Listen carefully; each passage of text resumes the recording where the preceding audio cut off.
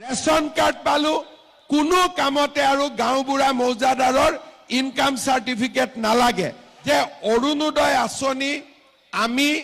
2019 চনত আৰম্ভ কৰিছিলো প্ৰথম 830 টকা দিছিলো আৰু 20 লাখ পৰিয়ালক আমি দিছিলো তাৰ পিছত সৰকাৰ আহিলে প্ৰথমতে 1000 আৰু কোভিডৰ কাৰণে 250 টকা যোগ কৰি আমি 1250 টকা দিলো কোভিড শেষ হৈ গল কিন্তু কোভিডৰ টকাটো এতিয়াও আমি কাটা নাই যেনেকে আছিল তেনেকে থাকিলে তাৰ পিছত আমি কি কৰিলো 20 লাখৰ পৰা 27 লাখ পৰিয়ালক আমি অৰুণোদয় দিলো এইবাৰ এই যেটো অৰুণোদয় পখেক চলি আছে এই পখেকত আমি অৰুণোদয় পোৱা মানুহৰ সংখ্যা 27 লাখৰ পৰা পুনে পুনে 40 লাখলৈকে আমি বৃদ্ধি কৰিম অৰ্থাৎ যদি ঢকুৱাখানা সমষ্টিত আগতে 22000 পৰিয়ালে অৰুণোদয় পাইছিল এতিয়া 29000 30000 পৰিয়ালে অৰুণোদয় পাব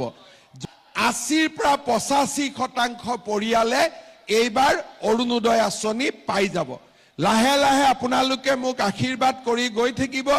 আৰু আমি নতুন নতুন কাম কৰি কৰি গৈ থাকিম দ্বিতীয়তে আমাৰ মহিলাসকলে মাজে মাজে চিন্তা কৰে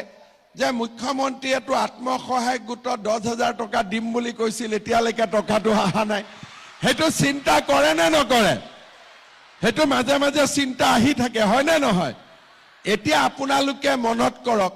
যে মই যি কৈছো আজিলৈকে কেতিয়াবা কোনবা কথা এনে কৈছো নেকি যি কৈছো হৈছে নে নাই এতিয়া আমাৰ এই আঁচনিটোৰ নাম হল মহিলা উদ্যমিতা আঁচনি কিছুমানে কয় গছ লগাবৰ কাৰণে পইচা দিছে আমি গছ লগোৱাৰ কাৰণে পইচা দিয়া নাই এইটো ভুল ধাৰণা নলব কাৰণ গছডাল লাগিলে ডাঙৰ হলে গছডাল আপোনালোকে মোৰ ঘৰত কাটি নিদিয়ে গছডাল আপোনালোকৰ ঘৰতে থাকিব না কাটি পেলাই মুক দিব মুক্ত নিদিয়ে